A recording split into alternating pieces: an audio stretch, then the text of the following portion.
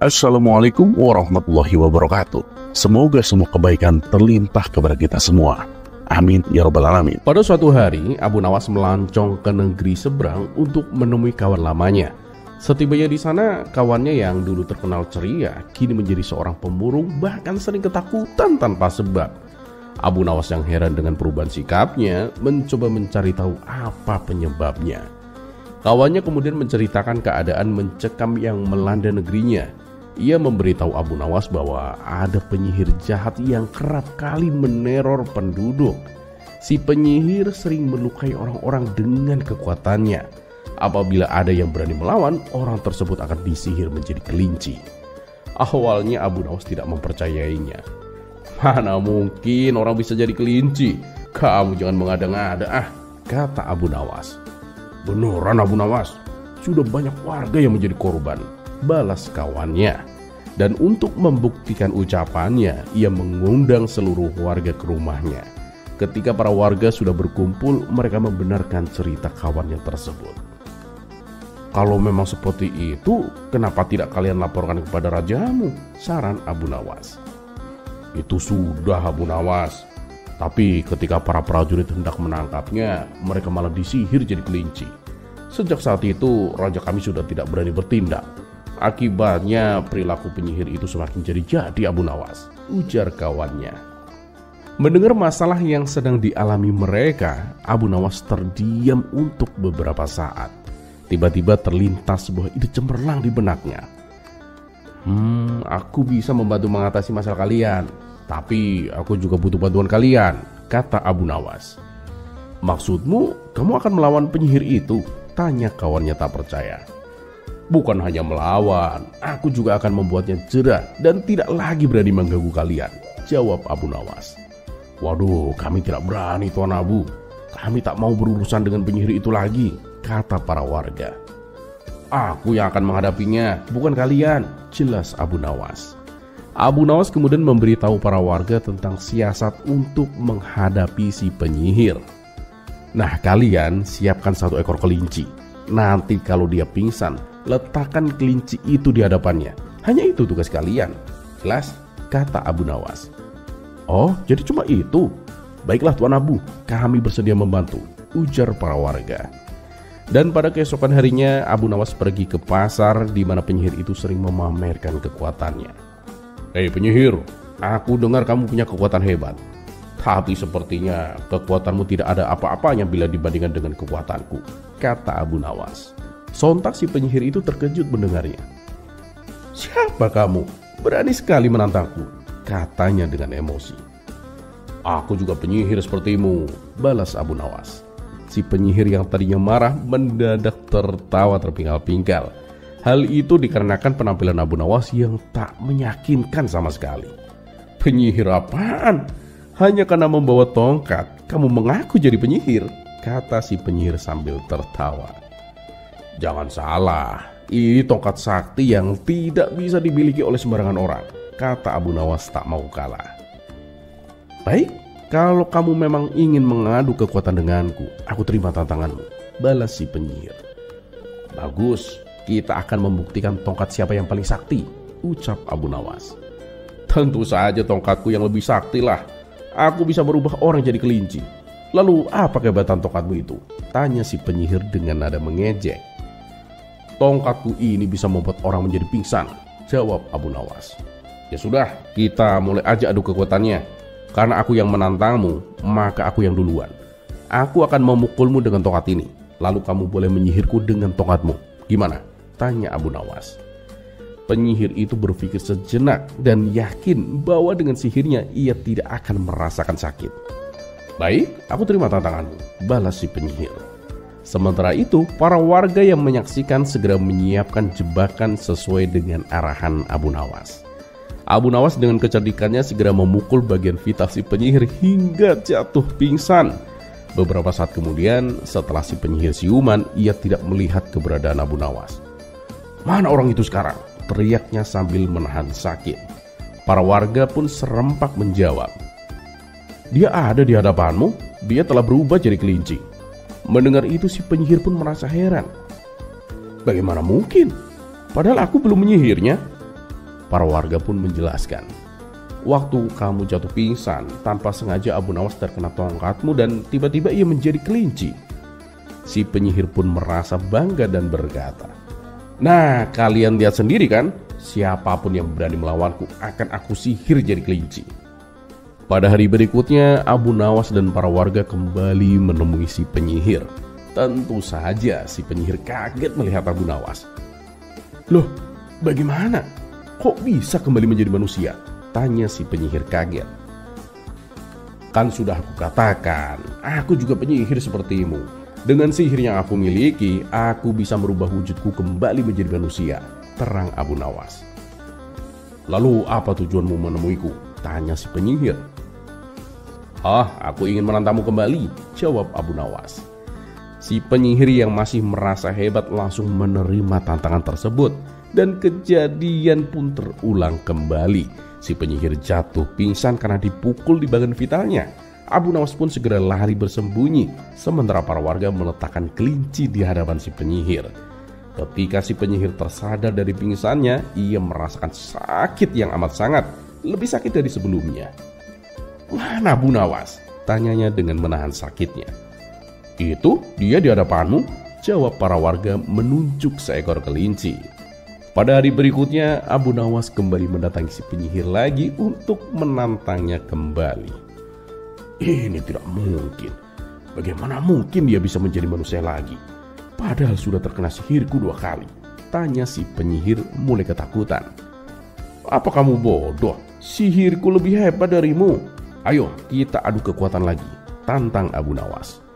Sialan, rasa sakitku saja kemarin belum hilang, malah ditantang lagi, kata si penyihir kesal. Loh, kok diam saja? Apa kamu takut? Ayo buktikan ucapanmu, kata Abu Nawas. Merasa harga dirinya dilecehkan, dengan terpaksa si penyihir pun menerima tantangannya. Namun lagi-lagi ia jatuh pingsan karena dipukul dengan tongkat Abu Nawas. Setelah ia tersadar, si penyihir merasa yakin bahwa kali ini Abu Nawas tidak mungkin bisa berubah kembali menjadi manusia. Untuk mengantisipasi hal itu, si penyihir pun membunuh kelinci yang ia kira sebagai Abu Nawas. Namun pada keesokan harinya, ketika si penyihir sedang berbuat onar di pasar, ia melihat kedatangan Abu Nawas. Sontak si penyihir pun terkejut. Bukan main, gila, sihir apa yang ia gunakan? Ia masih saja tetap hidup, kata si penyihir. Karena takutnya ia pun kabur terbirit-birit. Dan sejak saat itu si penyihir pun memilih untuk meninggalkan negeri tersebut. Para warga yang telah terbebas dari teror si penyihir berterima kasih kepada Abu Nawas karena berkat akal cerdiknya si penyihir ini tidak lagi mengganggu mereka.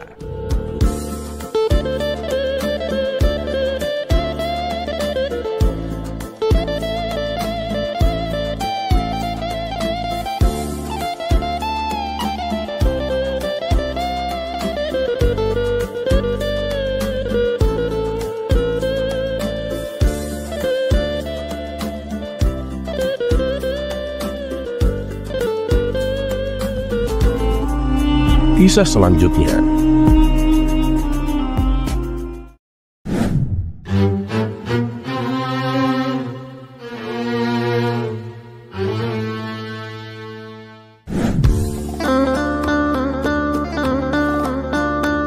Seringnya Abu Nawas berjalan bolak-balik masuk ke hutan, membuat dirinya tak menyadari kalau sepatu yang dipakainya mulai rusak.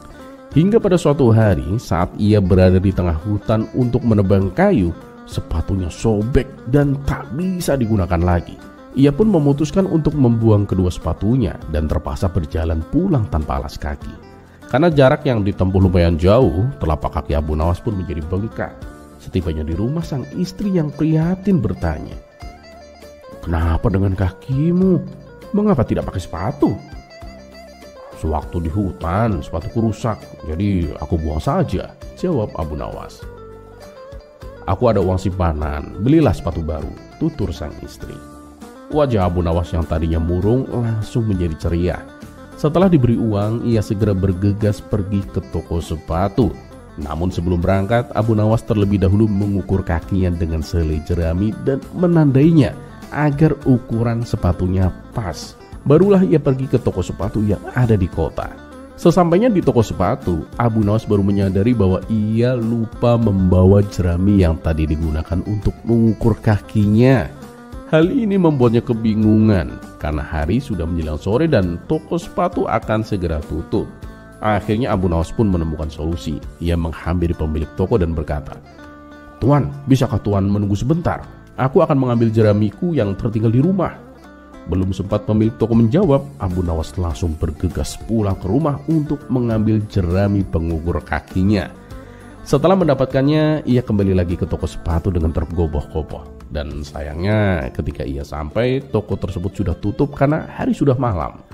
Abu Nawas pun pulang ke rumah dengan perasaan kecewa. Setibanya di rumah, sang istri bertanya, "Mana sepatunya? Katanya mau beli." Abu Nawas lalu menceritakan apa yang dialaminya. Mendengar hal itu, sang istri heran dan bertanya, "Bukankah kamu bisa mengukurnya langsung pakai kakimu sendiri?" "Ah, kamu sama sekali tidak mengerti kesulitanku. Kalau dengan jerami ini ukurannya sangat akurat, sedangkan kakiku tidak mudah dipercaya," ujar Abu Nawas penuh percaya diri.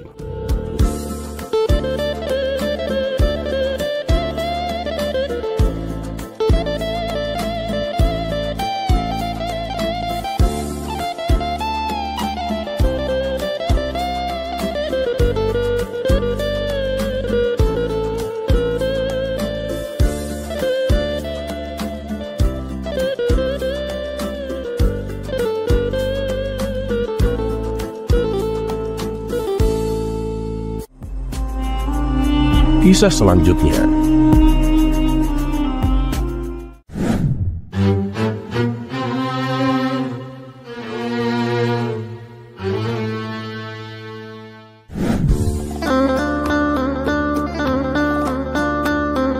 suatu pagi yang cerah, Baginda Raja tampak termenung, memikirkan sesuatu yang mengganjal di hatinya. Penasihat istana yang melihat raut murung rajanya itu menghampiri dan kemudian bertanya, "Paduka yang mulia, apa yang sedang Paduka pikirkan? Kenapa Paduka terlihat murung begitu?" Baginda Raja kemudian menghela nafas, lalu ia berkata, "Aku sedang memikirkan keadilan Allah." Penasihat istana itu pun terkejut mendengar pernyataan Baginda Raja. "Memangnya apa yang Paduka pikirkan tentang keadilan Allah?" tanyanya. "Ya, aku gak habis pikir, kenapa Allah menciptakan neraka?" jawab Baginda Raja. "Loh, kenapa bingung Paduka? Bukankah Paduka tahu sendiri neraka diciptakan untuk menghukum orang-orang yang berdosa Paduka?" jawab penasihat istana. "Iya, itu aku tahu," lanjut Baginda Raja. "Tapi bukankah Allah sendiri yang menciptakan manusia, memberi mereka kenikmatan dan rezeki, merawat mereka? Lalu mengapa ada yang harus dimasukkan ke dalam neraka? Ibarat seorang pematung yang menciptakan berbagai patung, kenapa ada beberapa yang ia hancurkan setelah patung itu jadi? Itu kan kehendak Allah, Paduka yang mulia. Allah berhak atas apa saja yang Allah perbuat. Kita sebagai manusia tidak berhak menilai apakah itu salah ataupun benar, Paduka," sahut penasihat istana. Jawaban itu sama sekali tidak memuaskan Baginda Raja. Karena rasa penasaran yang begitu besar, ia memutuskan untuk mengundang seluruh ulama di kota Baghdad. Namun ketika pertanyaan yang sama diajukan kepada mereka, tak satu pun jawaban yang memuaskan Baginda Raja. Di saat kebingungan itu, datanglah Abu Nawas ke istana. Pada saat itu, Abu Nawas hendak menyampaikan keluhan warga tentang kenaikan pajak yang sangat memberatkan. "Wahai Abu Nawas," kata Baginda Raja, "aku akan menurunkan pajak untuk rakyat, tapi ada syaratnya. Kamu harus memberikan jawaban yang memuaskan atas pertanyaanku ini. Bagaimana?" "Baik, Paduka yang mulia. Apa pertanyaan Paduka?" jawab Abu Nawas. "Aku masih bingung, kenapa Allah menciptakan neraka? Kalau jawabanmu untuk menghukum manusia yang berdosa, kenapa pula Allah menciptakan manusia berdosa? Bukankah manusia adalah makhluk sempurna ciptaan Allah? Lalu setelah diberi rizki dan kenikmatan, mengapa sebagian akhirnya dimasukkan ke neraka?" Abu Nawas pun terdiam sejenak. Tak lama kemudian ia tersenyum dan berkata, "Wahai Paduka, untuk menjawab pertanyaan ini, Paduka harus bersedia dulu menjadi seorang petani." Baginda Raja pun sedikit terkejut, tapi ia setuju. "Baik, aku siap menjadi petani, Abu Nawas. Asalkan jawabanmu memuaskanku. Tapi ingat, Kalau kamu hanya ingin mengerjaiku, aku tak segan-segan menjatuhkan hukuman mati kepadamu, Abu Nawas, ancam Baginda Raja. Jangan khawatir, Paduka yang mulia, mana berani hamba berbuat demikian, jawab Abu Nawas. Maka Baginda Raja pun memulai bercocok tanam. Setiap hari ia merawat dan menyirami tanamannya agar cepat tumbuh besar. Setelah beberapa waktu, tibalah saatnya untuk memanen. Apa yang harus kulakukan selanjutnya, Abu Nawas? Tanaman-tanamanku sudah waktunya dipanen, tanya Baginda Raja. Silahkan Paduka, panenlah dan kumpulkan hasilnya di gudang, jawab Abu Nawas. Setelah Baginda Raja memanen hasil tanamannya dan mengumpulkannya, ia kembali bertanya, lalu apa lagi yang harus aku lakukan, Abu Nawas? Abu Nawas pun balik bertanya, apakah Paduka yakin bahwa semua tanaman yang dikelola Paduka dipanen semuanya? Ya, tidak semuanya, Abu Nawas. Hanya hasil panen yang bagus saja yang aku kumpulkan. Kalau yang jelek ya aku tinggalkan, jawab Baginda Raja. Nah, begitu pula dengan Allah, Paduka. Allah hanya mengumpulkan manusia-manusia yang baik. Yang tidak baik Allah buang ke dalam neraka, karena neraka diciptakan untuk manusia yang tidak ada kebaikannya. Memang pada awalnya Allah menciptakan manusia dengan sempurna, memberikan rizki. Namun ada yang memilih berbuat jahat, maka Allah tempatkan mereka di neraka. Sebagaimana Paduka hanya mengambil hasil panen yang bagus dan membuang yang jelek, jelas Abu Nawas. Baginda Raja pun tersenyum puas mendengar penjelasan Abu Nawas. Aku mengerti sekarang, Abu Nawas, katanya. Abu Nawas yang melihat kesempatan untuk menyampaikan keluhan rakyat, ia pun bertanya, wahai Paduka, selama Paduka bercocok tanam, apakah Paduka merasakan lelah? Ya tentulah, Abu Nawas. Hampir seluruh tubuhku pegal, dan setiap hari aku bersusah payah merawat tanaman-tanamanku, jawab Baginda Raja. Nah, begitulah yang dirasakan oleh rakyat, Paduka. Tetapi Paduka dengan tega menaikkan beban pajak mereka, kata Abu Nawas dengan nada yang bijaksana.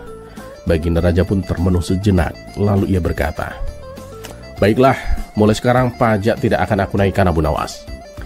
Abu Nawas pun tersenyum lega. Dua permasalahan berhasil ia selesaikan hanya dengan satu jawaban cerdiknya.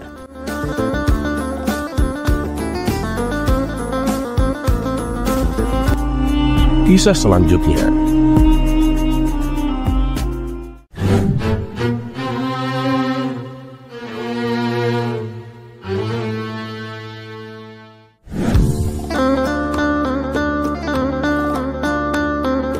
Suatu hari, di sela-sela waktu senggangnya, Baginda Raja mengajak Abu Nawas untuk menemaninya berburu di hutan. Tentu saja dengan penuh semangat, Abu Nawas langsung mengiyakannya. Bahkan ia menyarankan agar tak lagi berburu di hutan yang sama. Loh, memangnya kenapa, Abu Nawas? Emang kamu punya rencana lain? Tanya Baginda Raja. Oh, ada, Paduka. Saya akan mengajak Paduka ke hutan yang banyak binatang rusanya, jawab Abu Nawas. Wah, yang bener. Di mana itu? Tanya Baginda Raja kembali. Adalah, Paduka. Tapi perjalanannya lumayan jauh, jawab Abu Nawas. Oh, nggak masalah. Aku punya 2 kuda putih. Nanti aku 1, kamu 1, balas Baginda Raja. Sontak saja Abu Nawas kaget mendengarnya, karena kuda putih yang Baginda Raja sebutkan merupakan kuda kerajaan yang paling gagah dan sangat cepat larinya, dan hanya orang-orang tertentu saja yang diperkenankan untuk menungganginya. Paduka serius? Tanya Abu Nawas memastikan. Ya seriuslah, Abu Nawas. Tapi awas, kalau sampai hutan yang kamu ceritakan itu ternyata tidak sesuai dengan kenyataan, kamu akan aku hukum, ancam Baginda Raja. Oh, tenang Paduka. Paduka pasti nggak akan kecewa, kata Abu Nawas meyakinkan. Maka pergilah keduanya menuju hutan yang dimaksud. Karena keduanya mengendarai kuda yang istimewa, sehingga hanya dalam beberapa waktu jam saja mereka sudah sampai ke hutan yang dituju. Dan ternyata apa yang diceritakan oleh Abu Nawas benar adanya. Pada hari itu Baginda Raja sampai lupa waktu karena saking asiknya berburu binatang rusa.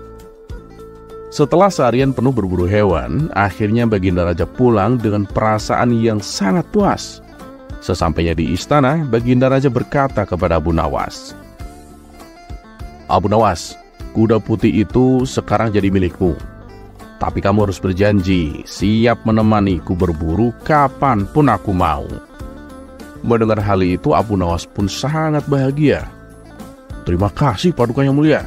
Hamba siap menemani Paduka berburu kapanpun Paduka mau." Ia pun langsung pulang ke rumah dengan mengendarai kuda putih istimewanya. Selepas Abu Nawas pergi, Baginda Raja tak henti-hentinya menceritakan keseruan berburu di hutan tersebut kepada para menteri istana.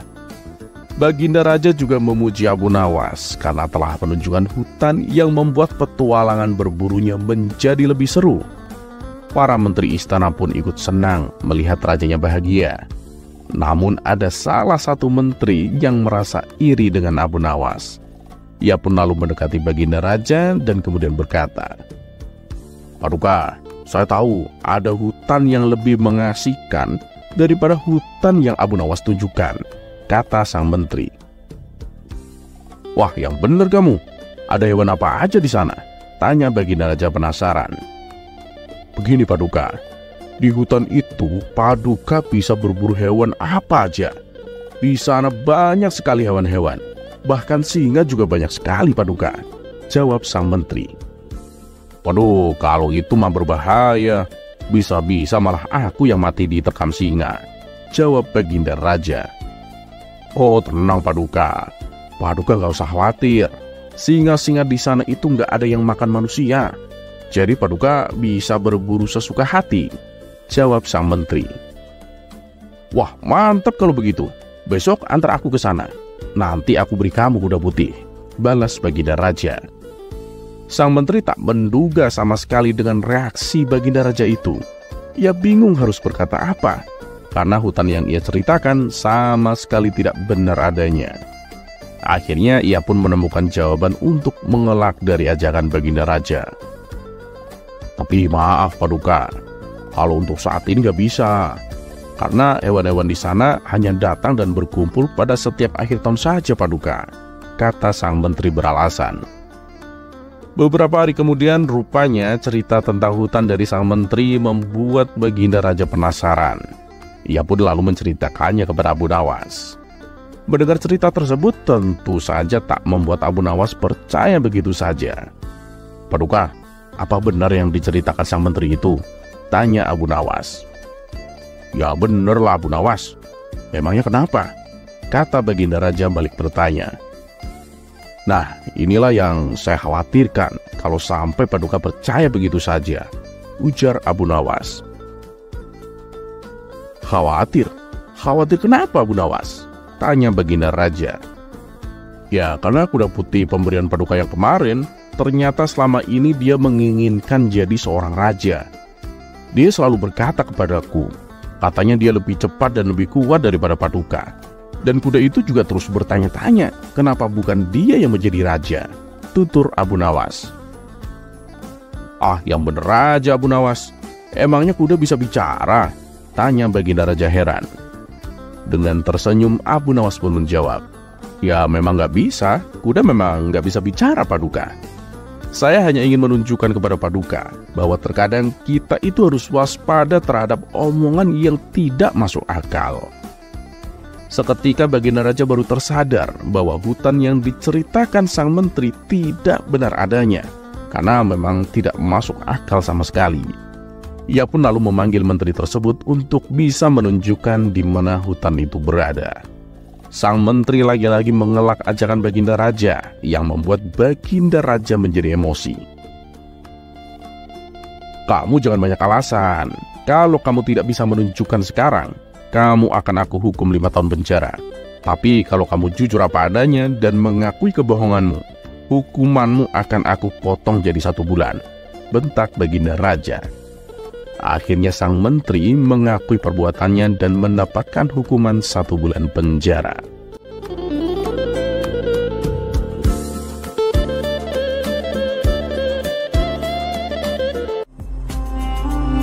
Kisah selanjutnya.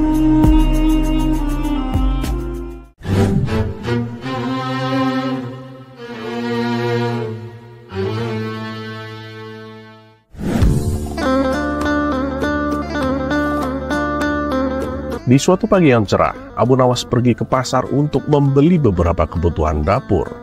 Sepulangnya dari pasar, ia berjalan melewati jalanan sepi. Tanpa ia sadari, sisa uang yang ada di kantong bajunya terjatuh ke tanah. Kebetulan saat itu ada seorang laki-laki yang berjalan di belakangnya. Orang tersebut segera mengambil uang yang terjatuh dan menyembunyikannya. Ketika Abu Nawas meraba saku bajunya, ia baru tersadar bahwa uangnya telah hilang. Kemudian Abu Nawas bertanya kepada lelaki di belakangnya itu, "Hei kawan, uangku terjatuh. Apakah kamu melihatnya?" Lelaki itu menjawab, "Mana aku tahu." Abu Nawas kembali berkata, "Tapi dari tadi kan kamu selalu berjalan di belakangku. Kamu pasti tahu dong." Lelaki itu membalas, "Bagaimana aku tahu uangmu terjatuh, sedangkan kedua mataku ini buta?" Mendengar hal itu, Abu Nawas tak lantas percaya. "Buta? Apa buktinya kalau kamu buta?" tanya Abu Nawas. "Kamu lihat batu besar itu?" kata si lelaki balik bertanya. "Ya, aku melihatnya," jawab Abu Nawas. "Nah itu, aku nggak melihatnya. Itulah bukti bahwa aku buta," balas si lelaki. Karena sedang terburu-buru pulang, Abu Nawas pun akhirnya pasrah dan mengikhlaskan uang yang hilang tersebut. Ia pun berlalu meninggalkannya. Tapi dalam hati ia berkata, "Awas saja kamu, akan kubalas nanti." Sementara lelaki yang pura-pura buta merasa gembira karena mendapatkan uang. Ia mengira telah berhasil memperdayai Abu Nawas. Dan di waktu yang lain, Abu Nawas kembali melewati jalanan tersebut. Tapi kali ini ia mengendarai keledai kesayangannya, karena barang belanjaan yang dibawanya lumayan banyak. Di jalan itu pula, Abu Nawas kembali menjumpai lelaki yang tempo hari telah menipunya. Si lelaki berjalan tepat di belakang keledai. Ia berharap ada sesuatu yang terjatuh dari belanjaan yang dibawa Abu Nawas. Mengetahui hal itu, Abu Nawas pun memberi isyarat kepada keledainya agar merendangkan kaki belakangnya. Si keledai pun menurut. Ternyata tendangannya mengenai wajah lelaki tersebut sehingga membuatnya jatuh terpelanting ke tanah. Akibatnya wajah lelaki itu menjadi luka dan mengeluarkan darah. Sambil menahan rasa sakit, lelaki itu berteriak, "Woi, tunggu! Keledaimu menendangku! Kamu harus bertanggung jawab!" Namun Abu Nawas tak menghiraukannya. Ia tetap berjalan mengendarai keledainya. Merasa tidak digubris, lelaki itu mengejarnya dan berteriak berkali-kali, "Woi, berhenti! Kamu harus bertanggung jawab!" teriaknya. Abu Nawas masih tetap saja tak menghiraukannya. Akhirnya si lelaki berlari kencang untuk mendahului keledai Abu Nawas. Setelah berhasil mengejarnya, ia pun lalu berdiri tepat di hadapan keledai Abu Nawas. "Kamu harus bertanggung jawab!" Kemudian Abu Nawas turun dari keledainya dan menghampirinya. "Dari tadi aku teriak-teriak menyuruhmu berhenti. Kenapa kamu tak mau berhenti? Menoleh ke belakang pun tidak." Abu Nawas lalu mengisyaratkan dengan kedua tangannya bahwa ia adalah orang yang tuli. Jadi wajar kalau ia tidak mendengar teriakan. Tentu saja si lelaki tidak percaya. "Apa buktinya kalau kamu tuli?" tanyanya kepada Abu Nawas. "Kamu dengar suara kicauan burung di atas pohon itu?" tanya Abu Nawas. "Iya, aku dengar," balas si lelaki. "Nah, suara burung itu aku gak mendengarnya. Itulah bukti bahwa aku tuli," balas Abu Nawas. "Jadi apa maumu sekarang? Kamu mau aku bertanggung jawab?" tanya Abu Nawas melanjutkan.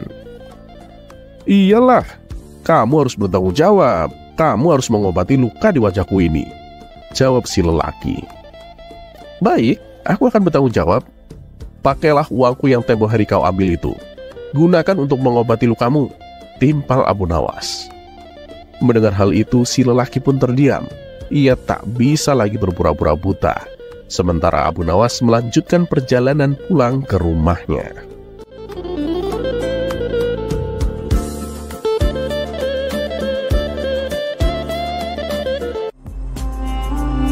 Kisah selanjutnya.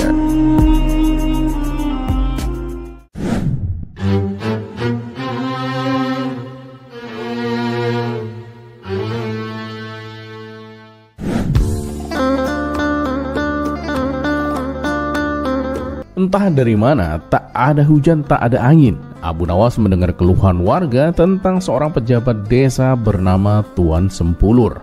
Pejabat ini dikenal suka memakai uang kas desa untuk kepentingannya sendiri. Dia membangun rumah besar, membeli kuda mahal, dan bahkan mengadakan pesta mewah setiap bulan. Sementara warga desa kesulitan mendapatkan air bersih dan bahan makanan. Warga sudah mencoba menegur, tetapi Tuan Sempulur selalu punya alasan. Ini untuk memperlihatkan citra desa kita kepada tamu-tamu penting, katanya. Tak ada yang berani melawan, sampai akhirnya Abu Nawas pun turun tangan. Abu Nawas mendatangi rumah Tuan Sempulur dengan membawa sebuah kotak besar.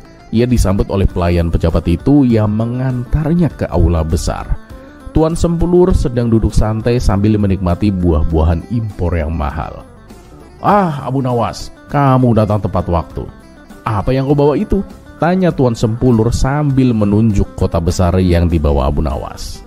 "Ini adalah hadiah untuk Tuan Sempulur sebagai tanda penghormatan atas kebijaksanaan Anda memimpin desa, Tuan," jawab Abu Nawas sambil tersenyum. Tuan Sempulur pun tersenyum lebar. "Hadiah? Wah, kamu memang tahu bagaimana menyenangkan hati pejabat, Abu Nawas. Cepat tunjukkan padaku apa isinya." Abu Nawas pun membuka kotaknya dengan perlahan. Di dalamnya hanya ada segulung kain putih. "Apa ini, Abu Nawas?" tanya Tuan Sempulur. "Ini adalah kain kejujuran, Tuan," jawab Abu Nawas serius. "Kain ini sangat istimewa, Tuan. Konon hanya orang yang benar-benar jujur dan tidak pernah menyalahgunakan kekuasaan yang bisa melihat keindahannya. Orang yang pernah berbuat curang tidak akan bisa melihat apa-apa, Tuan." Tuan Sempulur pun langsung penasaran. "Benarkah? Aku ingin mencobanya." Abu Nawas pun menggantungkan kain itu di depan jendela besar aula. "Silahkan, Tuan, katakan pada kami apa yang Anda lihat." Tuan Sempulur memandangi kain itu dengan penuh perhatian. Namun ia tidak bisa melihat apapun selain kain polos biasa. Ia mulai berkeringat dingin, tetapi tidak mau kehilangan muka di depan pelayan dan Abu Nawas. "Ah, tentu saja. Indah sekali. Kain ini benar-benar luar biasa, Abu Nawas. Warna-warnanya memancarkan kejujuran sejati," katanya sambil tersenyum lebar, meskipun dalam hati ia panik. Para pelayan yang berada di sana saling berbisik. Mereka juga tidak melihat apa-apa, tetapi takut dianggap tidak jujur, jadi mereka ikut memuji kain itu. Abu Nawas pun memperhatikan reaksi Tuan Sempulur dan berkata, "Wah, bagus, Tuan. Jika Anda bisa melihat keindahan kain ini, itu artinya Anda adalah pemimpin yang jujur dan tidak pernah menyalahgunakan uang rakyat, Tuan." Tuan Sempulur pun tersenyum kaku. Tentu saja. Aku selalu memimpin dengan kejujuran." Namun Abu Nawas tidak berhenti sampai di situ. Ia pun melanjutkan, "Tapi, Tuan, ada satu hal lagi. Kain ini juga mempunyai kemampuan lain. Jika ada seseorang yang menyentuhnya dengan tangan kotor karena korupsi, kain ini akan berubah warna menjadi hitam pekat, Tuan." Wajah Tuan Sempulur pun langsung pucat. Ia berusaha mencari alasan untuk tidak menyentuh kain itu. "Oh, aku baru saja makan buah. Tangan ini pasti lengket. Lain kali saja aku menyentuhnya," katanya gugup. Abu Nawas pun tersenyum cerdik. "Ah, tidak perlu khawatir, Tuan. Saya membawa air untuk mencuci tangan Anda. Ayo, cobalah sentuh kain ini."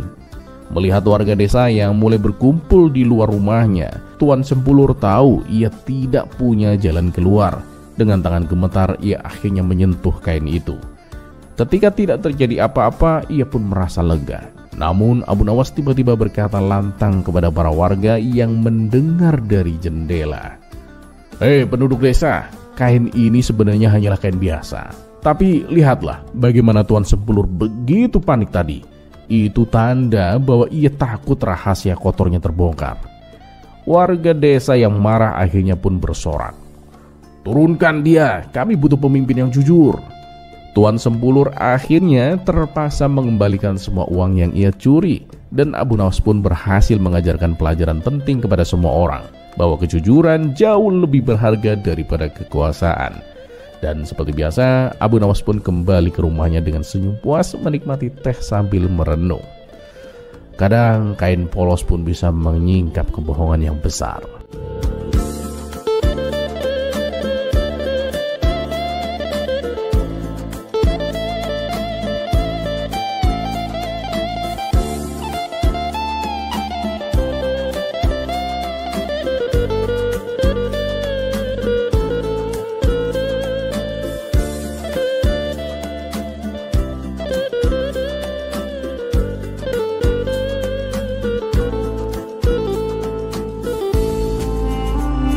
Kisah selanjutnya.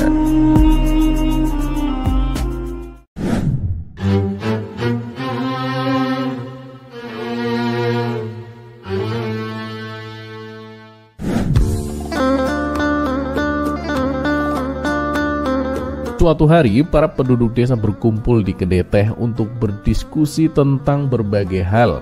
Salah seorang warga, Abu Jahil, yang terkenal suka berdebat, tiba-tiba mengajukan pertanyaan yang aneh. Kenapa ya kalau malam hari itu gelap? Kalau siang bisa terang. Kenapa malam tidak bisa terang seperti siang? Katanya dengan nada sok pintar. Orang-orang pun mulai berbisik-bisik mencoba memberikan jawaban, tetapi tidak ada yang benar-benar tahu pasti. Hingga akhirnya Abu Nawas yang sedang asik menikmati tehnya di pojokan dipanggil untuk menjawab. Abu Nawas, kamu kan terkenal cerdik. Jelaskan kepada kami, kenapa malam hari itu gelap? Tanya Abu Jahil dengan nada menantang. Abu Nawas pun tersenyum, mengusap janggutnya lalu berkata, pertanyaanmu menarik Abu Jahil. Tapi sebelum aku menjawab, aku perlu satu hal darimu. Apa itu? Tanya Abu Jahil penasaran. Bawakan aku segelas kegelapan Abu Jahil, kata Abu Nawas santai. Semua orang terkejut. Segelas kegelapan? Itu tidak mungkin Abu Nawas, seru mereka serentak. Abu Nawas pun tersenyum lagi. Nah, begitulah jawabannya. Malam hari gelap karena kegelapan itu tidak bisa dipegang, tidak bisa ditangkap apalagi dituangkan ke dalam gelas. Kegelapan hanya ada karena cahaya pergi beristirahat. Jadi ketika siang, matahari bekerja keras menerangi bumi. Tapi saat malam tiba, matahari perlu tidur. Dan bulan hanya meminjam cahaya kecil dari matahari. Itu sebabnya malam lebih gelap dibandingkan siang. Orang-orang pun terdiam sejenak, mencoba mencerna penjelasan Abu Nawas. Lalu mereka mengangguk-angguk, merasa puas dengan jawaban yang sederhana tapi penuh dengan makna. Abu Jahil pun tidak mau kalah. Tapi kalau matahari tidur, kenapa tidak ada bantal untuknya? Tanyanya dengan nada mengejek. Abu Nawas pun tertawa kecil. Pertanyaanmu lucu juga Abu Jahil. Sebenarnya ada bantal untuk matahari. Bantal itu ya adalah awan. Matahari berbaring di atas awan lembut ketika ia lelah. Tapi karena kamu tidak pernah melihatnya, kamu kira matahari tidak punya bantal. Semua orang pun tertawa mendengar jawaban itu, dan Abu Jahil pun tak bisa membalas lagi. Sejak saat itu, setiap kali orang bertanya kenapa malam hari gelap, mereka akan mengingat jawaban jenaka Abu Nawas. Dan Abu Nawas, ia kembali menyeruput tehnya dengan senyum puas. Seperti biasa, ia selalu berhasil mengubah pertanyaan sulit menjadi sesuatu yang mudah dan menghibur.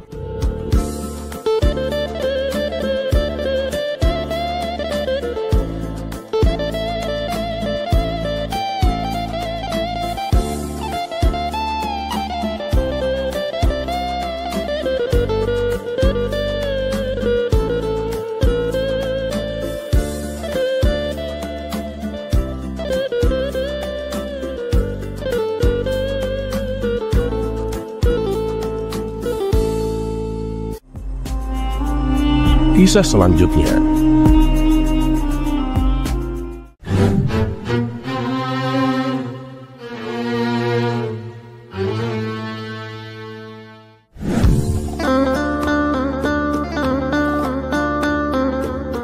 Dikisahkan saat Abu Nawas jalan-jalan di tengah keramaian, ia berpapasan dengan dua pemuda yang sedang mabuk berat.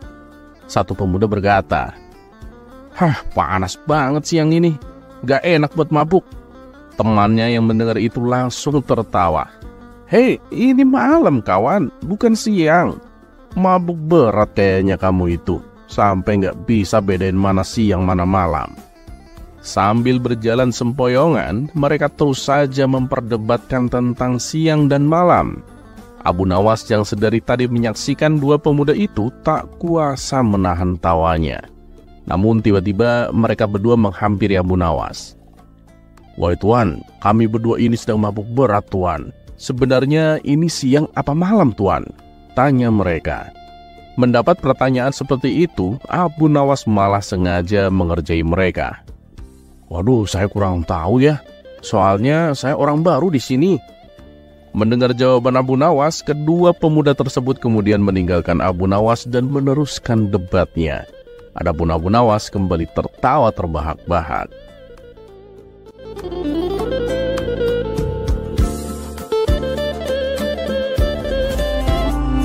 kisah selanjutnya.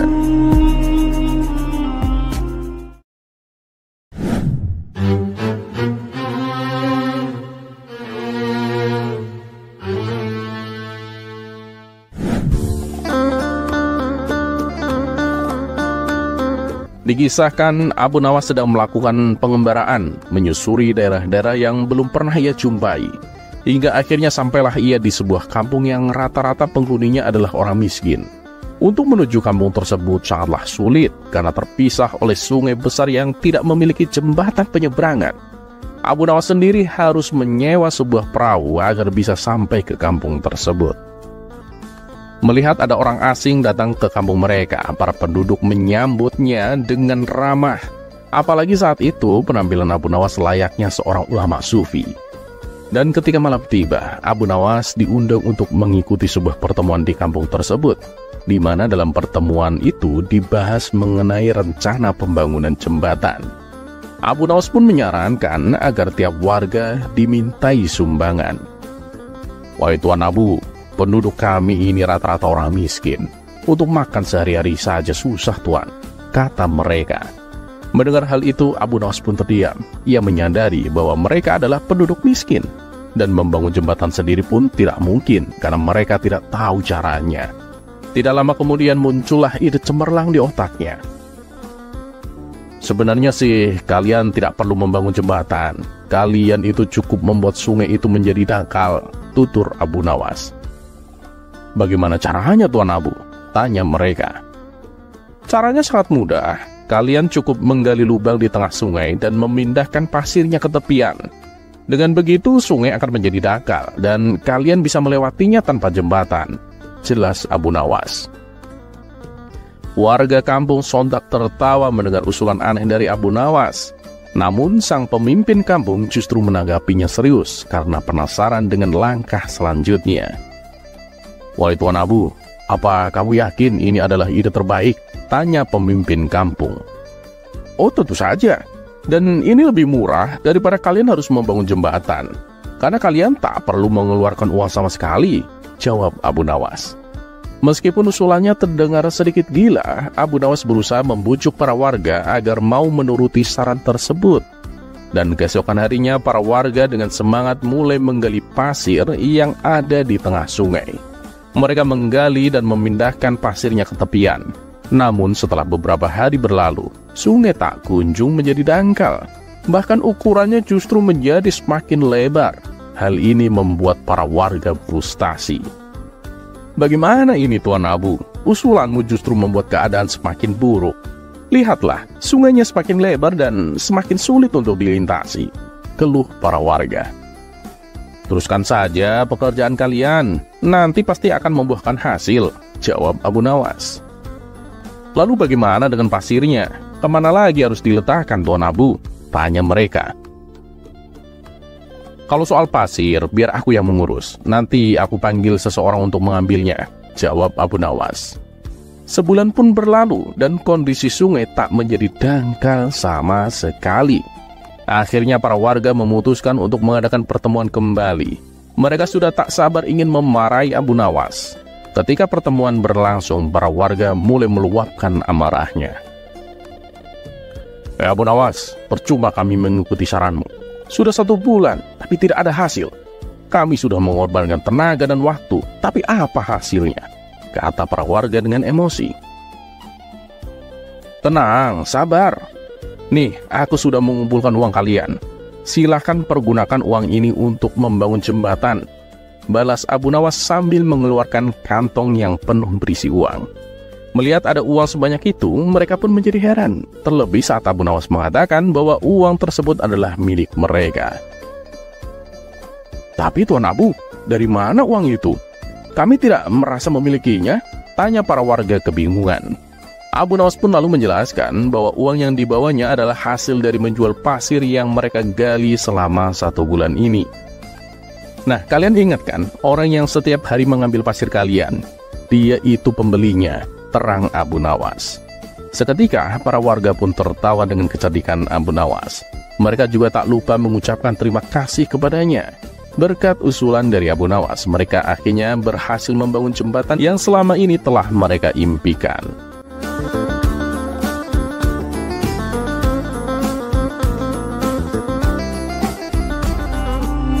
Kisah selanjutnya.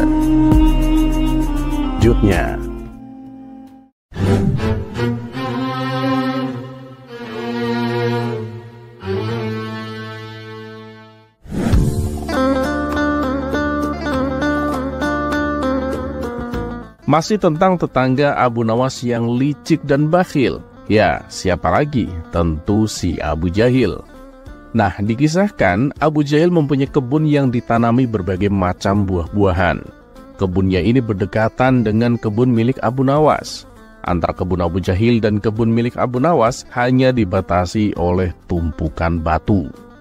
Setelah sekian lama, akhirnya timbul keinginan Abu Jahil untuk menambah luas area kebunnya. Ia pun berpikir keras agar keinginannya bisa terwujud. Hal ini sampai membuat Abu Jahil susah tidur, bahkan susah makan. Sebenarnya bisa saja sih Abu Jahil membeli sebagian kebun Abu Nawas agar kebunnya bertambah luas. Dan ia memang mempunyai cukup uang untuk itu. Tapi ini Abu Jahil loh. Orang yang akan marah hanya karena makanannya dimakan orang lain. Apalagi masalah uang. Udah pasti dia genggam dengan sekuat-kuatnya. Setelah berhari-hari dibayang-bayangi dengan keinginan kebun yang luas, tiba-tiba terlintas pikiran jahat di benaknya. Aku harus melakukannya sekarang ini, mumpung waktunya sudah malam, pikir Abu Jahil. Di tengah malam gelap gulita, Abu Jahil pun langsung pergi menuju kebunnya. Dia mencari pembatas tumpukan batu yang menjadi pemisah antara kebunnya dan kebun milik Abu Nawas. Setelah menemukannya, dia mulai mengangkat satu batu dan memindahkannya ke area kebun milik Abu Nawas. Dengan begitu, luas kebun milik Abu Jahil menjadi bertambah luas. Setelah selesai, ia kembali pulang ke rumahnya dengan sembunyi-sembunyi. Dan dia tidur dengan tersenyum-senyum, merasa senang dengan apa yang dilakukannya. Selama beberapa hari, Abu Nawas tidak menyadari perbuatan Abu Jahil itu. Ia masih santai menanam buah-buahan di area yang telah dicuri oleh Abu Jahil. Seiring berjalannya waktu, buah yang ditanami oleh Abu Nawas ini berbuah.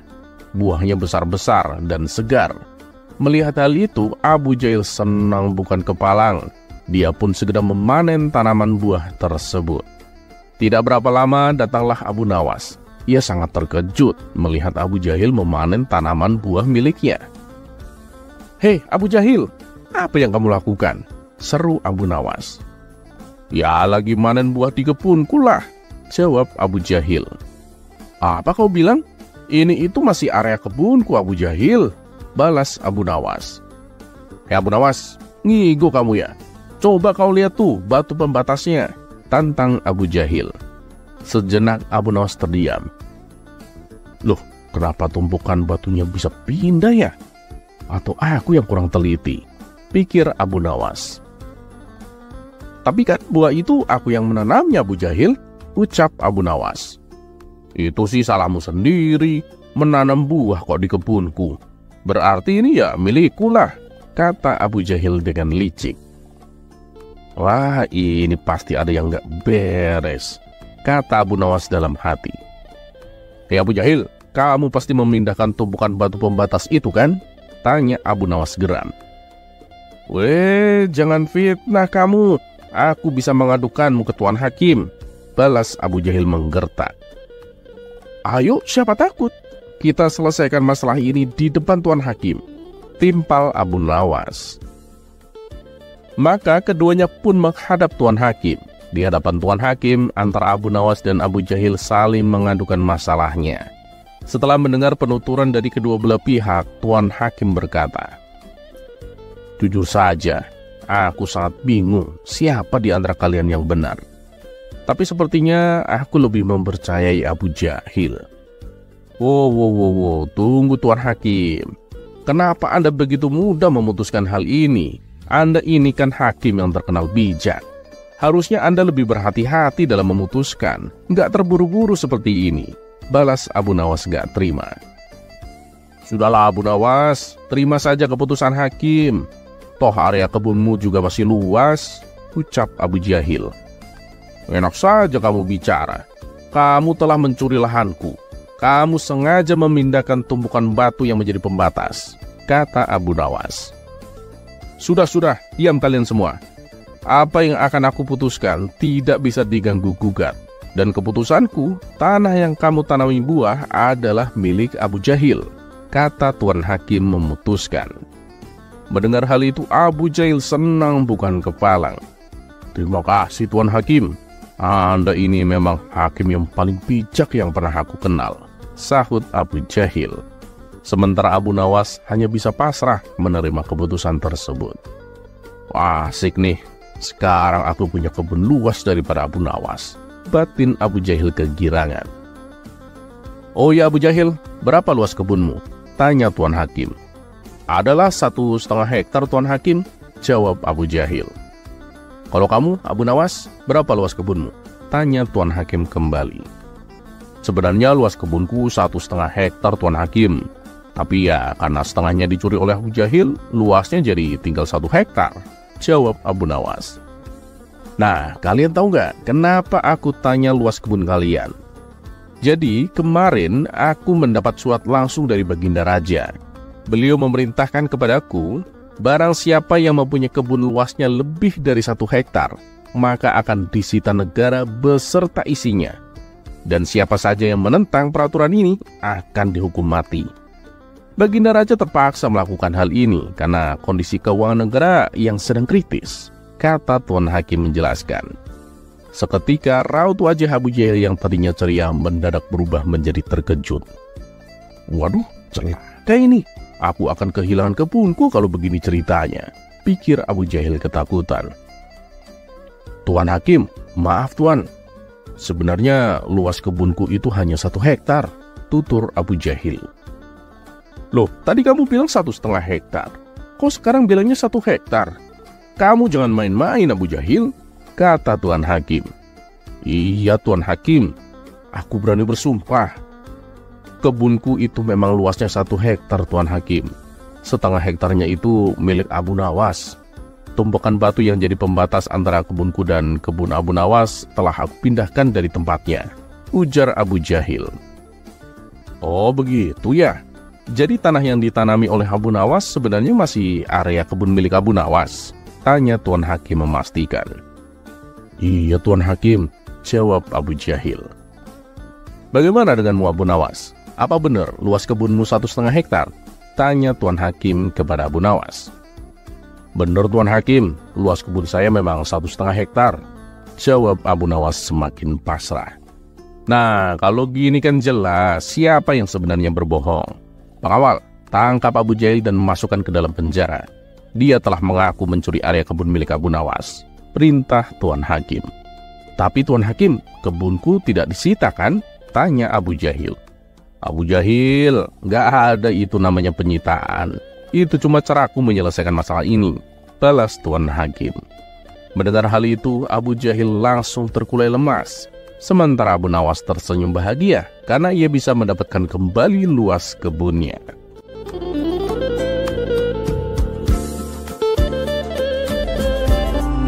Kisah selanjutnya.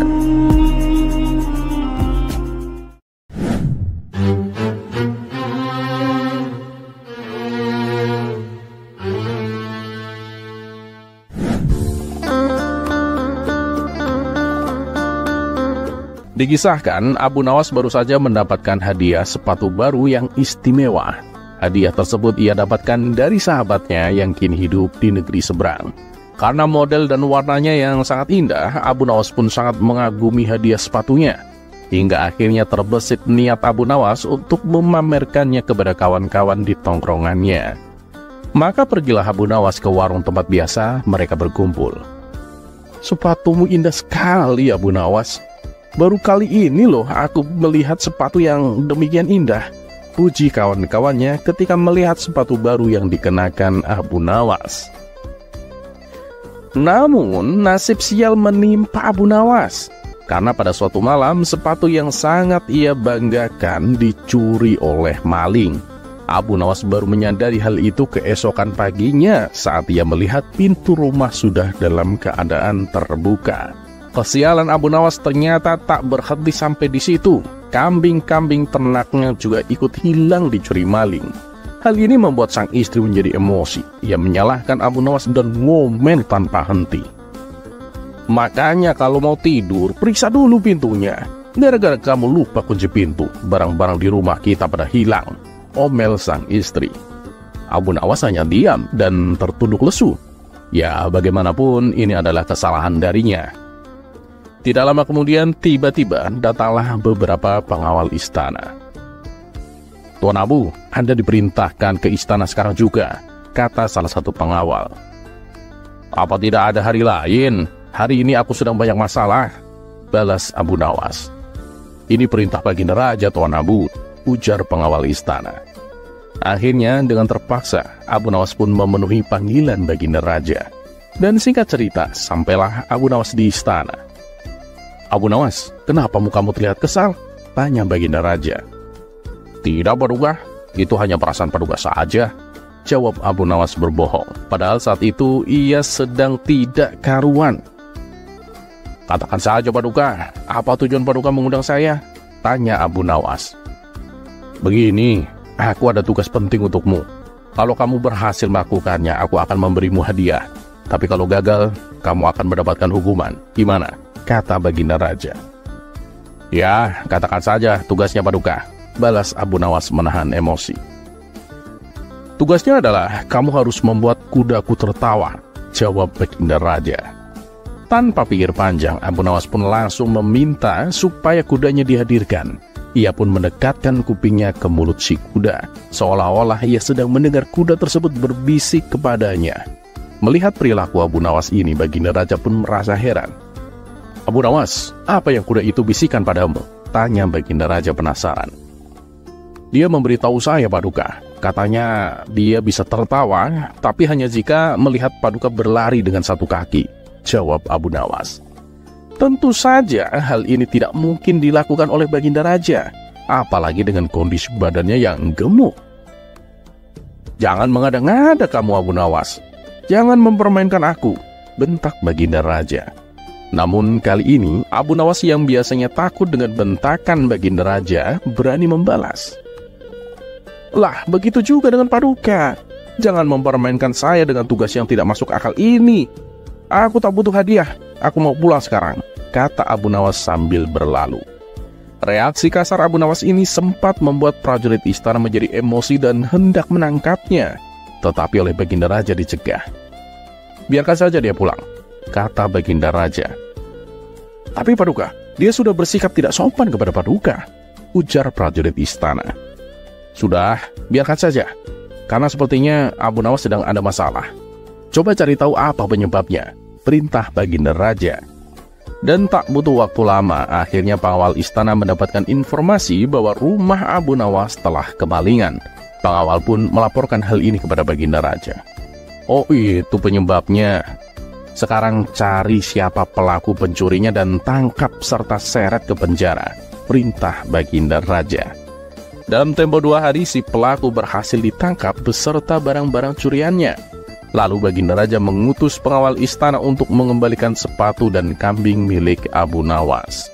Betapa bahagianya hati Abu Nawas saat sepatu kesayangannya bisa kembali. Begitu juga dengan kambing-kambing ternaknya.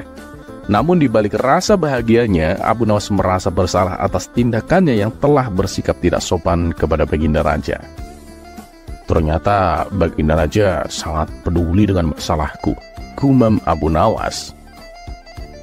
Untuk menebus rasa bersalahnya, ia datang ke istana menemui baginda raja. "Hamba mohon ampun, Paduka yang mulia. Hamba minta maaf atas kelancangan hamba," kata Abu Nawas. Baginda raja pun memaafkannya, tetapi dengan syarat Abu Nawas harus bisa menghiburnya. Akhirnya dengan tingkah dan wajah konyolnya, Abu Nawas mempersembahkan beberapa cerita lucu. Baginda raja dan seisi ruangan istana tertawa terpingkal-pingkal dibuatnya.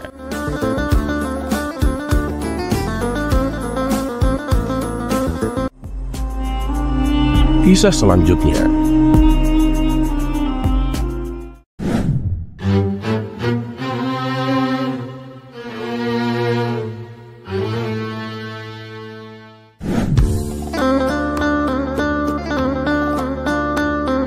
Pada suatu hari, Abu Jahil datang ke rumah Abu Nawas sambil menggendong sekantung kacang goreng.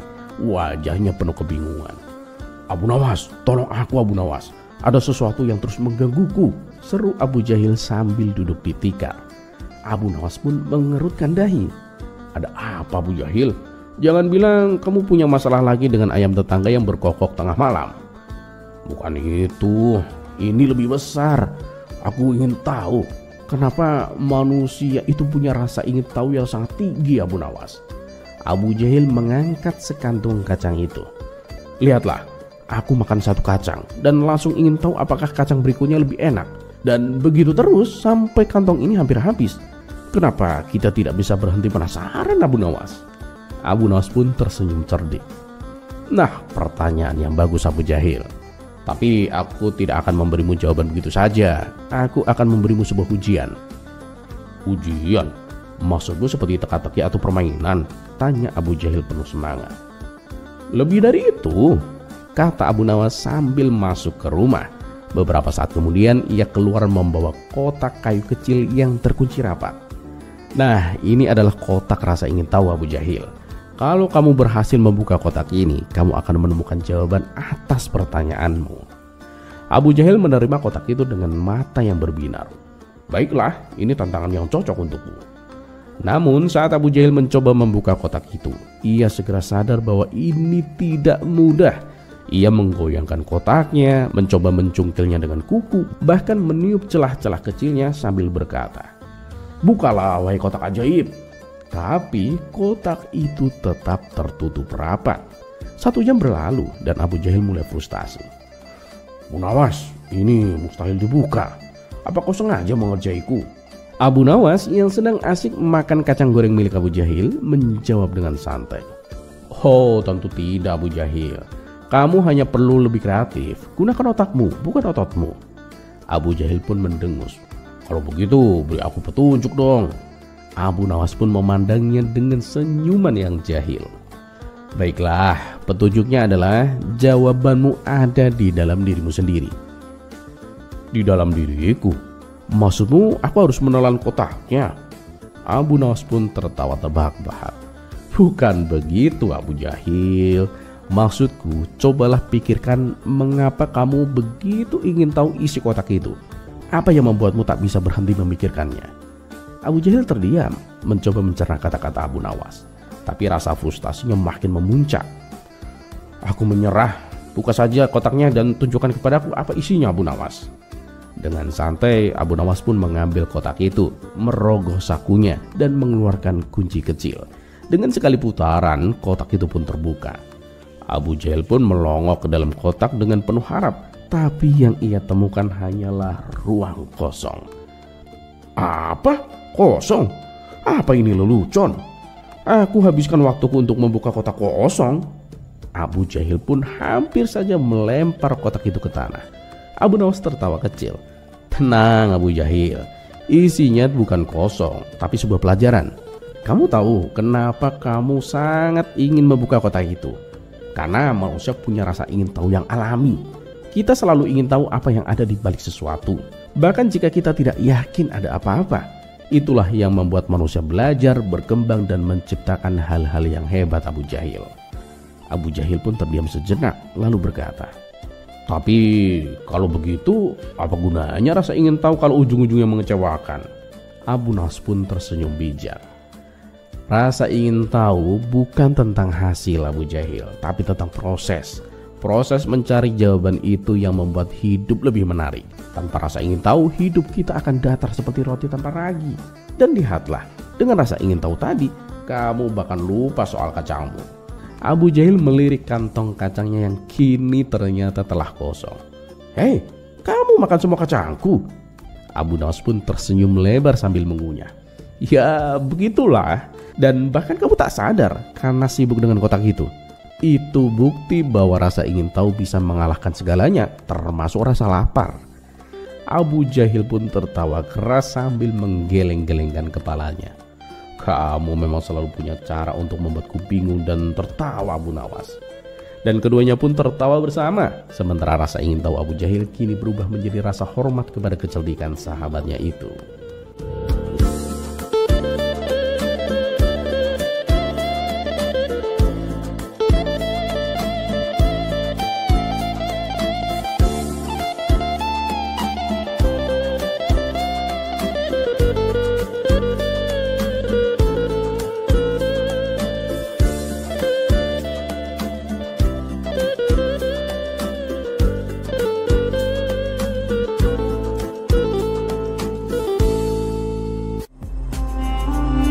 kisah selanjutnya. Di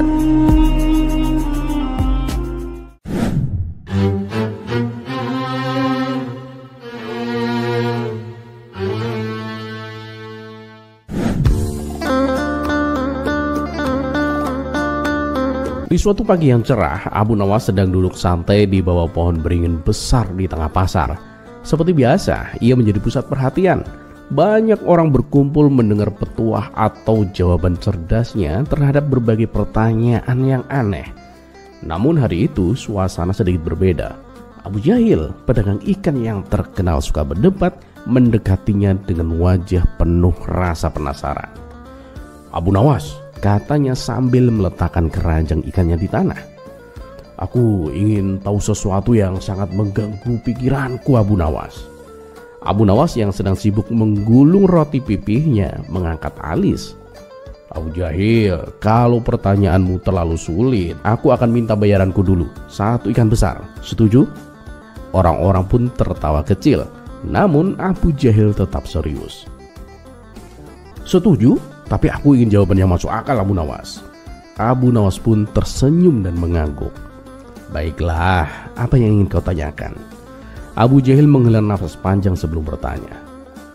"Kenapa lautan di bumi lebih luas daripada daratan? Bukankah itu tidak adil? Kita manusia tinggal di daratan, tapi tempat kita lebih kecil dibandingkan lautan." Pertanyaan itu membuat orang-orang di sekitar menjadi hening. Mereka mulai berbisik-bisik mencoba mencari jawabannya masing-masing. Abu Nawas mengelus janggutnya dan menatap ke langit sejenak, seolah-olah meminta inspirasi. "Begini Abu Jahil, lautan lebih luas karena manusia itu butuh belajar sesuatu yang penting," katanya dengan nada yang bijaksana. "Memang pelajaran apa itu?" tanya Abu Jahil penasaran. "Kesabaran," jawab Abu Nawas singkat. Semua orang saling menatap bingung. "Kesabaran? Maksudmu gimana, Abu Nawas?" sergah Abu Jahil. Abu Nawas pun bangkit berdiri dan menunjuk ke arah keranjang ikan milik Abu Jahil. "Coba bayangkan, jika daratan lebih luas daripada lautan, ikan-ikan yang kamu jual ini akan tinggal di mana? Kamu akan kehilangan pekerjaan dan aku akan kehilangan ikan untuk makan malamku. Bukankah itu berarti Allah menciptakan lautan luas agar kita bisa menikmati hasilnya, belajar bersabar untuk menangkap ikan, dan bersyukur untuk rezeki yang datang dari air?" Abu Jahil pun mengangguk kecil, tapi tetap merasa ada yang kurang. "Tapi kenapa tidak dibuat seimbang saja, Abu Nawas? Separuh lautan, separuh daratan. Bukankah itu lebih adil?" Abu Nawas pun tersenyum cerdik. Ia tahu pertanyaan ini akan datang. Abu Jahil, kalau laut dan daratan seimbang, manusia akan menjadi terlalu malas untuk berpikir. Lihatlah, manusia harus menjelajah lautan yang luas untuk menemukan daratan baru. Itu membuat kita menjadi kreatif, menemukan cara membuat kapal, pelabuhan, bahkan mempelajari bintang-bintang untuk navigasi. Kalau semuanya daratan, kita hanya akan duduk-duduk saja dan bertengkar tentang siapa yang punya tanah lebih luas. Orang-orang tertawa mendengar jawaban itu, tapi Abu Jahil tetap tidak puas. "Tunggu Abu Nawas, aku punya pertanyaan terakhir. Kalau begitu, kenapa Allah tidak membuat kita hidup di laut saja? Dengan begitu kan tidak perlu ada daratan sama sekali." Abu Nawas pun tertawa keras mendengar pertanyaan itu. Pertanyaanmu luar biasa, Abu Jahil. Tapi kamu tahu kan, manusia seperti kita ini tidak cocok hidup di laut. Kita tidak punya sirip, tidak punya insang, dan tidak bisa tidur sambil mengambang. Allah tahu itu, Abu Jahil. Jadi dia menciptakan daratan untuk kita. Tapi Allah juga memberi kita lautan supaya kita ingat bahwa dunia ini tidak hanya tentang tempat kita tinggal, tapi juga tentang apa yang ada di luar sana. Bukankah itu indah? Abu Jahil pun terdiam merenungkan jawaban itu. Orang-orang mulai bertepuk tangan dan memuji kecerdasan Abu Nawas. Namun Abu Jahil masih mencoba perlawanan terakhirnya. Jadi kesimpulannya, laut lebih luas agar manusia belajar bersyukur, bersabar, dan menjelajah, begitu? Abu Nawas pun menepuk pundaknya. Tepat sekali Abu Jahil. Dan juga agar manusia seperti kamu punya ikan untuk dijual, dan aku punya alasan untuk makan malam yang enak. Tawa orang pun pecah, membuat Abu Jahil tersenyum malu. Ia akhirnya menyerahkan seekor ikan besar kepada Abu Nawas sebagai bayarannya. Dan sejak hari itu tidak ada lagi yang mempertanyakan kenapa lautan lebih luas, setidaknya tidak di depan Abu Nawas.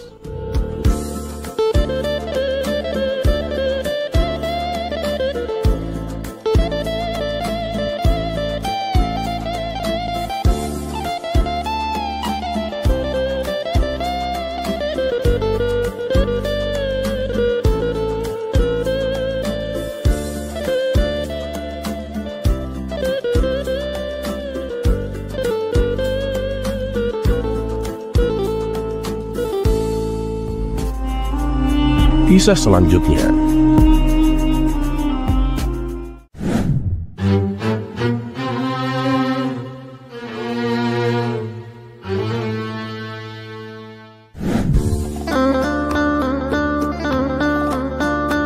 Kisah Abu Nawas kali ini berawal dari adanya seorang pedagang dari luar kota yang ingin belajar cara berdagang. Pasalnya, setiap kali ia membuka usaha selalu saja mengalami kerugian. Kemudian salah satu kawannya menyarankan agar ia menemui Abu Nawas. "Abu Nawas? Siapa itu Abu Nawas? Dan di mana lagi alamatnya?" tanya si pedagang. "Sudah, ikuti saja saranku. Dia itu menetap di kota Baghdad. Pergilah ke sana kalau kau ingin mencobainya. Tapi ingat ya, jangan tertipu oleh penampilannya," pesan kawannya. Dan benar saja, pada keesokan harinya berangkatlah ia untuk menemui Abu Nawas. Setibanya di kota Baghdad, ia pun bertanya kepada penduduk setempat di mana rumah Abu Nawas berada. Karena Abu Nawas adalah tokoh terkenal, banyak masyarakat yang tahu dan menunjukkan alamat rumahnya. Namun tatkala ia menjumpai Abu Nawas, ia sempat ragu dan bimbang. Hal ini dikarenakan penampilan dan tingkah laku Abu Nawas yang terlihat seperti orang gila.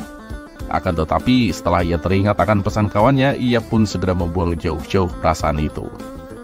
"Tuan, benarkah Anda yang bernama Abu Nawas?" tanya si pedagang. "Ya, itu saya. Dan kamu siapa ya?" tanya balik Abu Nawas. "Perkenalkan, saya Tuan Abu. Saya pedagang dari luar kota. Tujuan saya datang kemari untuk meminta saran kepada Tuan Abu," jawab si pedagang. "Oh, silahkan. Apa yang bisa aku bantu?" tanya Abu Nawas kembali. "Berilah saya saran Tuan, agar usaha saya memperoleh keuntungan yang banyak," pinta si pedagang. Sejenak Abu Nawas terdiam. Tak lama kemudian ia pun berkata, "Saranku sih cuma kamu belilah kapas dan besi, dan tunggulah selama sebulan, lalu kamu jual lagi ke pasar." Setelah mendapat saran tersebut, pulanglah si pedagang. Ia lalu membeli kapas dan besi dengan jumlah yang cukup lumayan banyak.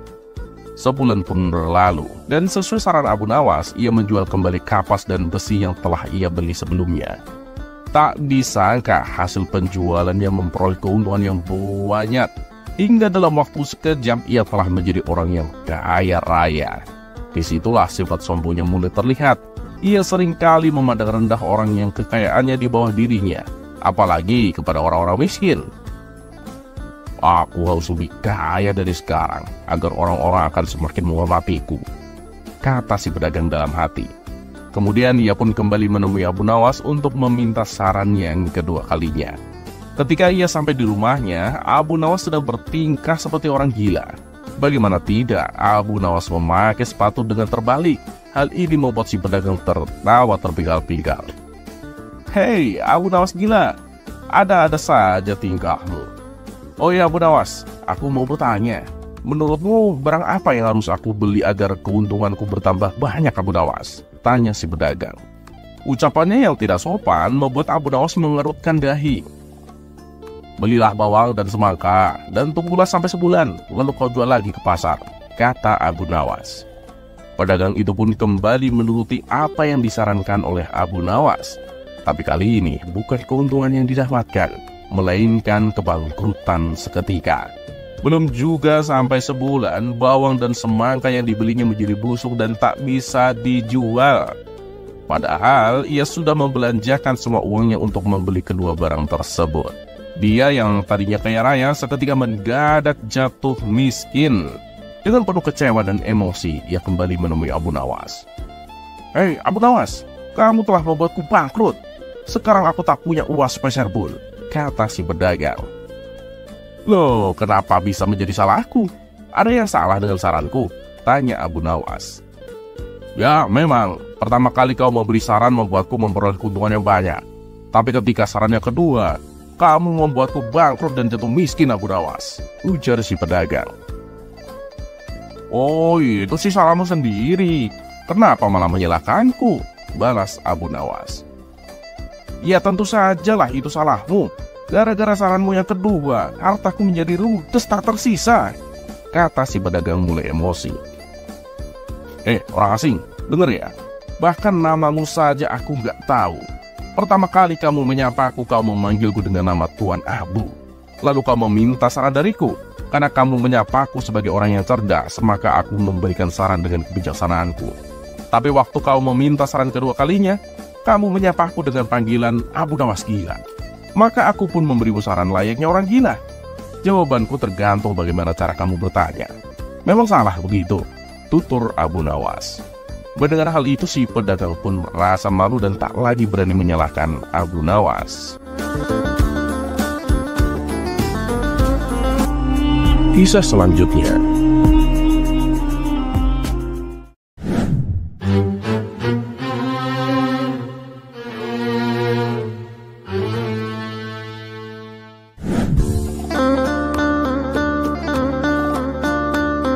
Entah karena suatu apa, hari itu Abu Nawas terobsesi ingin menjadi orang kaya. Padahal biasanya ia selalu bersyukur dengan kehidupan sederhananya. Akibat obsesinya ini, ia menjadi sangat gelisah. Terkadang ia duduk terdiam dan merenung cukup lama, seolah-olah ia berontak agar bisa lepas dari kemiskinan. Setiap hari, Abu Nawas duduk di depan rumah, berharap ada utusan Baginda Raja yang datang mengundangnya. Biasanya, jika diundang ke istana, ia akan mendapat hadiah uang karena berhasil menghibur sang raja. Namun, setelah sebulan berlalu, apa yang diharapkan tak kunjung datang.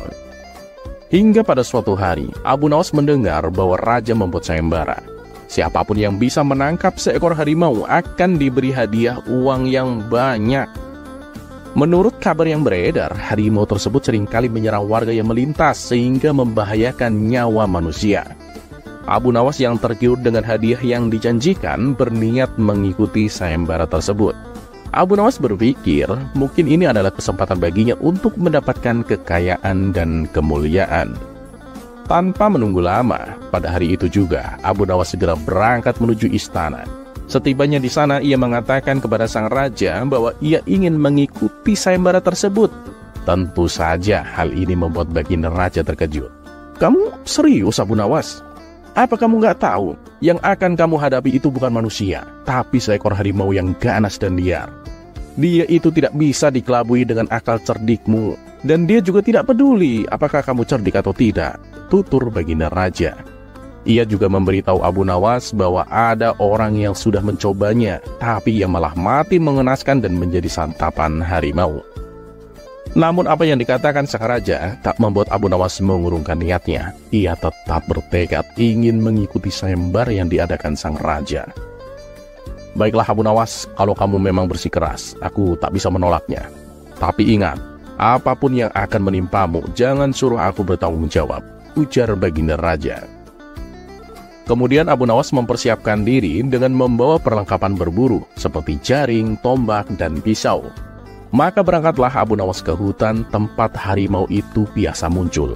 Setibanya di hutan, Abu Nawas mencari jejak harimau dengan teliti. Sampai akhirnya ia menemukan sebuah gua yang diduga menjadi sarang harimau tersebut. Abu Nawas pun lalu bersembunyi di dekat gua sambil menunggu harimaunya keluar.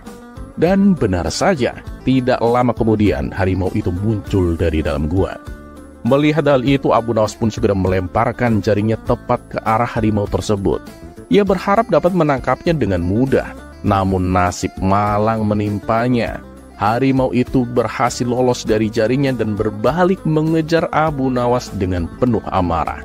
Abu Nawas pun langsung berlari sekuat tenaga sambil berteriak minta tolong. Ia berharap ada orang lain yang datang untuk menolongnya. Tapi di hutan itu tidak ada seorang pun kecuali dirinya. Abu Nawas terus berlari sampai ia tiba di tepi jurang yang dalam. Abu Nawas tidak punya pilihan lain kecuali harus melompat ke bawah jurang. Karena ini adalah pilihan satu-satunya, ia terpaksa terjun ke bawah. Untunglah nasib masih berpihak kepadanya. Badannya tersangkut pada sebuah pohon yang tumbuh di dinding bebatuan. Ia pun lalu berpegangan pada pohon itu agar tidak terjatuh ke dasar jurang. Dalam hati, ia bersyukur atas pertolongan Allah yang diberikan kepadanya. Namun bahaya belum berakhir. Harimau itu masih mengintainya dari atas jurang. Ia mengaum dengan penuh amarah, membuat Abu Nawas sangat ketakutan. Apalagi ketika melihat harimau itu berusaha turun ke arahnya. Keadaan ini bagaikan buah si malakama. Jika ia naik ke atas jurang, ia akan diterkam harimau. Jika ia turun ke bawah, itu tidak mungkin karena jurangnya terlalu dalam dan curam. Bisa-bisa ia tewas mengenaskan dengan tubuh babak belur. Sedangkan jika ia berdiam diri, ia takut harimau tersebut bisa melompat ke bawah dan memangsanya. Abu Nawas pun hanya bisa pasrah sambil memejamkan matanya. Di saat itulah ia merenungi atas kejadian yang menimpanya. Ya Allah, Engkau memberiku ujian yang sangat berat dengan mengirimkan harimau itu kepadaku. Tapi Engkau juga menyelamatkanku dari jurang yang dalam ini. Engkau memberiku pelajaran yang sangat berharga, bahwa dunia ini hanya tipu daya dan kesia-siaan. Engkau telah mengingatkanku bahwa hadiah besar dari sang raja tidak ada artinya bila harus kehilangan nyawaku. Engkau telah menunjukkan kepadaku bahwa yang terpenting adalah bersyukur dengan apapun yang aku miliki. Terima kasih ya Allah atas segala karunia-Mu, dan aku mohon ampun atas segala kesalahanku. Aku mohon petunjuk dan pertolongan-Mu agar aku bisa keluar dari kesulitan ini. Dengan rahmat-Mu, aku mohon perlindungan-Mu ya Allah, agar selamat dari mara bahaya ini. Setelah berdoa demikian, ia pun membuka mata dengan penuh kepasrahan. Sementara harimau yang sedari tadi mencoba melompat ke arahnya tiba-tiba terpeleset dan jatuh ke dasar jurang. Harimau itu pun tewas seketika dan akhirnya Abu Nawas pun bisa selamat. Keberhasilan Abu Nawas ini disanjung oleh sang raja dan para warga. Mereka memuji keberaniannya. Dan sesuai dengan perjanjian, Baginda Raja memberinya hadiah uang dengan jumlah yang sangat banyak. Dengan hadiah yang didapatkan, Abu Nawas kini menjadi orang kaya, yang merupakan tujuan semula Abu Nawas. Namun itu sudah bukan menjadi keinginannya lagi. Hadiah yang ia dapatkan semuanya ia bagikan kepada fakir, miskin, dan anak-anak yatim. Ia lakukan itu sebagai bentuk rasa syukur atas pertolongan Allah yang membuatnya masih tetap hidup hingga saat ini. Kisah selanjutnya.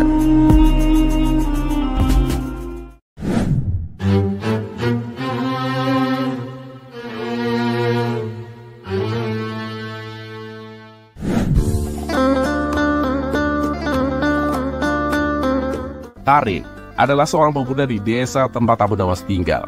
Tapi tak seperti pemuda pada umumnya yang semangat dalam segala hal, dari mencari ilmu sampai ke masalah pekerjaan. Karim justru terkenal suka membuang-buang waktu. Setiap kali ada pekerjaan yang harus diselesaikan, dia selalu menundanya, atau malah melakukan hal-hal yang tak berguna, seperti menghitung butir pasir di dalam rumahnya. Orang-orang desa sudah sering menegurnya, tapi Karim tak pernah berubah. Mendengar hal ini, Baginda Raja Harun Ar-Rasyid pun meminta Abu Nawas untuk menegur Karim dengan cara yang berbeda. Abu Nawas, tegur itu si Karim, agar dia itu sadar tanpa merasa dihina atau dimarahi, kata Baginda Raja. Abu Nawas pun menerima tantangan itu. Dia pergi ke rumah Karim dan melihat Karim sedang duduk di teras rumah, asik menatap burung terbang dan menghitung awan di langit. Assalamualaikum Karim, sapa Abu Nawas dengan ramah. Waalaikumsalam Tuan Abu, jawab Karim malas. Apa yang membuat Tuan kesini? Abu Nawas pun tersenyum. Aku dengar kamu ahli dalam menghitung banyak hal Karim. Apa benar begitu? Karim pun mengangguk dengan bangga. Ya begitulah Tuan, aku bisa menghitung berapa banyak daun yang jatuh dari pohon hari ini, dan bahkan berapa butir pasir yang ada di dalam rumahku. Wah, menarik sekali Karim, kata Abu Nawas berusaha tampak kagum. Aku punya sebuah tantangan untukmu Karim, maukah kamu mencobanya? Apapun tantangannya, aku terima Tuan, jawab Karim dengan penuh semangat. Abu Nawas pun mendekat dan kemudian berkata, "Baiklah, tantanganku sederhana, Karim. Berhubung kamu ahli dalam menghitung, aku ingin kamu menghitung berapa banyak waktu yang telah kamu buang sejak pagi tadi hingga saat ini." Karim pun terdiam sejenak, merasa bingung. "Menghitung waktu, Tuan? Maksudnya gimana?" Abu Nawas pun tersenyum, kali ini dengan nada yang lebih serius. "Kamu kan pandai menghitung daun jatuh, bahkan pasir. Tapi, pernahkah kamu menghitung waktu yang telah kamu buang untuk hal-hal seperti itu, Karim? Seberapa banyak pekerjaan yang bisa kamu selesaikan jika waktu itu tak kamu buang dengan percuma?" Karim pun tersentak mendengar kata-kata Abu Nawas. Aku tidak pernah memikirkannya, Tuan," gumamnya pelan. Abu Nawas pun menepuk pundak Karim dengan lembut. "Waktu adalah hal paling berharga yang kita miliki, Karim. Sekali terbuang, tak akan pernah kembali. Jangan biarkan hari-harimu berlalu tanpa makna, Karim. Gunakanlah waktumu dengan bijak sebelum terlambat." Karim pun merenung. Dia baru sadar bahwa selama ini dia memang hanya menghabiskan waktunya untuk hal-hal yang tidak berguna. "Anda benar, Tuan Abu. Aku terlalu banyak membuang waktu. Mulai sekarang aku akan mencoba untuk lebih menghargai waktu, Tuan." Abu Nawas pun tersenyum puas. "Bagus, Karim. Ingat ya, menghargai waktu adalah kunci hidup yang penuh dengan manfaat." Dan sejak saat itu, Karim pun mulai berubah. Dia mulai bekerja dengan lebih giat dan tak lagi menghabiskan waktunya untuk hal-hal yang tak berguna. Orang-orang desa pun heran melihat perubahan Karim, dan semuanya berkat teguran halus dari Abu Nawas.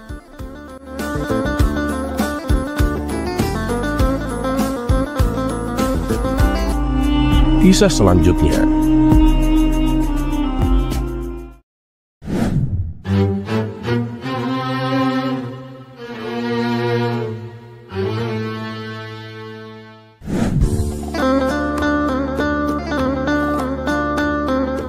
Dikisahkan, seorang kawan lama Abu Nawas bernama Hasan datang berkunjung ke rumahnya. Karena sudah lama tidak bertemu, Abu Nawas menyambutnya dengan sukacita. Ia segera mempersilahkan Hasan masuk, dan keduanya pun mulai mengobrol panjang lebar, mengenang masa lalu ketika mereka masih kanak-kanak. "Gimana kalau kita main ke sungai sembari mengenang masa lalu, Abu Nawas?" ajak Hasan. Abu Nawas pun setuju, dan mereka berangkat menuju sungai. Setibanya di sana, mereka duduk beristirahat di bebatuan yang ada di pinggir sungai. Saat keduanya sedang bercanda, tiba-tiba Abu Nawas terpeleset dan jatuh ke dalam sungai. Abu Nawas yang tidak bisa berenang berteriak minta tolong. Hasan pun dengan sigap segera membantunya keluar dari air. Melihat Abu Nawas yang basah kuyup dan gemetaran, Hasan tertawa terpingkal-pingkal. "Kamu ini payah, Abu Nawas. Padahal rumahmu dekat dengan sungai. Tapi kenapa tidak bisa berenang? Memalukan sekali kamu, Abu Nawas," ledek Hasan. Abu Nawas yang tidak terima langsung membalas ledekan Hasan. "Sekarang aku mau tanya, rumahmu dekat dengan pasar burung kan?" tanya Abu Nawas. "Ya, rumahku tidak jauh dari situ," jawab Hasan. "Terus apa kamu bisa terbang?" tanya Abu Nawas kembali. Mendengar pertanyaan itu, Hasan pun merasa heran. "Tidak, aku tidak bisa terbang. Memangnya kenapa?" kata Hasan balik bertanya. "Memalukan sekali kamu, Hasan. Rumahmu dekat dengan pasar burung, tapi kamu tidak bisa terbang," celetuk Abu Nawas. Keduanya pun tertawa bersama.